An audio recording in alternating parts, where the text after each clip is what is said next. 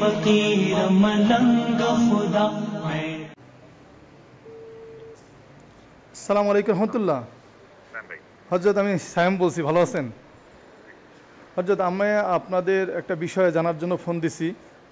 মহামান্য হাইকোর্ট যে গত বৃহস্পতিবার নির্দেশনা দিয়েছে হায়াতুল উলিয়াকে আপনাদের যে সমস্ত ছাত্রদের পরীক্ষার ব্যাপারে আপনাদের প্রতিষ্ঠানের নামে প্রদানের জন্য আপনার হায়াতুল উলিয়াকে নির্দেশনা দিয়েছে হাইকোর্ট। তা আজকে তো সেটা শেষ ডেট ছিল যে আগামী রবিবারের ভিতর আপনাদের প্রতিষ্ঠানের নামে ছাত্রদেরকে প্রবেশপত্র ইস্যু করার জন্য বলছে হাইকোর্ট। এবং আমরা যতটুকু জানতে পারছি যে হাইকোর্টের প্রতিনিধি হায়াতুল উলিয়ার অফিসে হাইকোর্টের যে নির্দেশনা, এই নির্দেশনা আজকে পৌঁছিয়ে দিয়েছে। আর গতকালকে আশরাফ আলী সাহেব যে আমাদের হায়াতুল উলিয়ার কোর্স চেয়ারম্যান, ওনার অনলাইন পত্রিকায় বলেন যে এই দ্রুত সময়ের ভিতর আমাদের নতুন করে হায়াতুল উলিয়া সিদ্ধান্ত পরিবর্তন করা সম্ভব না। তার মানে হাইকোর্টকেও তারা হাইকোর্টের সিদ্ধান্তকে অমান্য করছে। জি জি, এই ব্যাপারে আমি এখন অ্যাডভোকেট সাহেবের সাথেও কথা বলছি। এখন এই ব্যাপারে আপনাদের এই মতামত কি? আমাদের এই বিষয়ে মতামত হলো, আমরা মহামান্য আদালতকেই আমরা সমীহা করি, আদালতের কাছেই আমরা বিচার রেখেছি। আশা করি ওনারা দ্রুতই আদালতের মাধ্যমে ওনাদের থেকে আমাদের প্রবেশপত্র সংগ্রহ করে দিবেন। এটাই আমাদের আদালতের কাছেও প্রত্যাশা এবং হায়াতুল উলিয়া এবং বেফাকুল মাদারিসের কাছে এটা আমাদের প্রত্যাশা। যদি এরকম ওনারা করে দেন তাহলে তো আর কোনো ঝামেলাই থাকলো না, আমরা আমাদের ন্যায্য অধিকার পেয়ে গেলাম। আর বেফাকুর কাছেও কোনো দায়ভার থাকলো না, ওনারাও ওনাদের আশা করি দায়িত্ব পূর্ণ করলো। যদি তা না করে এই বিষয়টা সম্পূর্ণই আদালতের বিষয়। আদালতের নির্দেশ, হাইকোর্ট অথবা সুপ্রিম কোর্টের আদালতের নির্দেশ যদি ওনারা না মানে তো আদালতই পরবর্তী কি স্টেপ বা পদক্ষেপ নেবে সেটা আদালত বুঝবে। আমরা এই ব্যাপারে আর নিজেরা কোনো কথা বলতে চাই না। তো হযরত আসলে আজকে তো রজব মাসের শেষ দিন, আগামীকাল থেকে শাবান শুরু হবে। ওনারা যে এটা করেছে, যেটা আগে দিয়েছে বেফাক কর্তৃক অবৈধভাবে যেটা দিয়েছে, মাদ্রাসার পরিবর্তে বেফাকুল মাদারিসুল আরাবিয়া লেখা আছে, ওই যে পরিবর্তন দিয়েছে যদি এটা অবৈধ এবং এটার কোনো আইনি করে না, বেআইনি, ওই অনুযায়ী আমরা আমাদের ছাত্রদের জীবনটা নষ্ট করতে পারি না, আমরা ওই অনুযায়ী পরীক্ষা দিয়ে যাবো।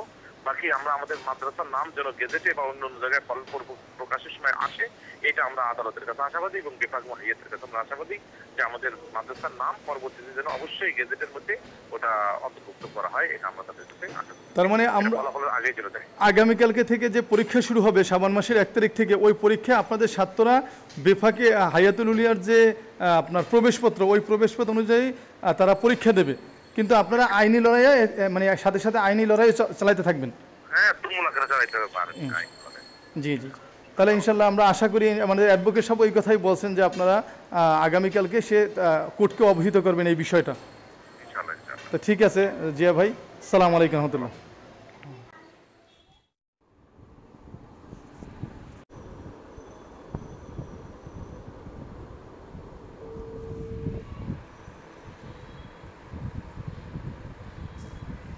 আসসালামু আলাইকুম রহমতুল্লাহ। অ্যাডভোকেট বাদল ভাই, আমি সায়েম বলছি। কেমন আছেন ভাই?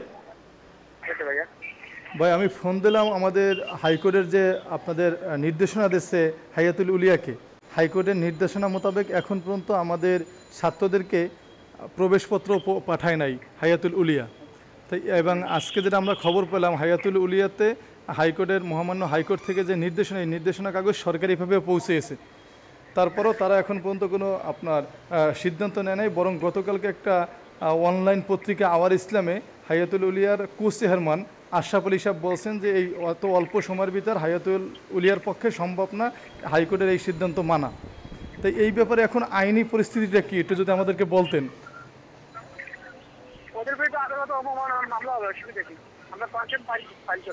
মানে আমাদের মহামান্য হাইকোর্ট তো বলছে আজকে রবিবারের ভিতর তাদের প্রতিষ্ঠানের নামে প্রবেশপত্র ইস্যু করতে, কিন্তু এখনও যদি আজকে তা তো দিন ওভার হয়ে গেছে, তাহলে এখন মানে পরবর্তী পদক্ষেপ আপনারা আদালত অবমাননা মামলা করবেন, ফাইল করবেন। এটা কি আপনারা আগামীকালকেই করবেন? না না, আগামীকাল না, যথাসময় করবো আর কি। কালকে আগামীকালকে কোর্টকে অবহিত করা হবে। আগামীকালকে আপনারা কোর্টকে এই বিষয়টা অবহিত করবেন, তারপর পরবর্তী আপনারা মাসোয়া সাপেক্ষে রিটকারীদের সাথে কথা বলে তারপর সিদ্ধান্ত নেবেন। হ্যাঁ হ্যাঁ, ঠিক আছে তাহলে বাদল ভাই, আসসালামু আলাইকুম রহমতুল্লাহ।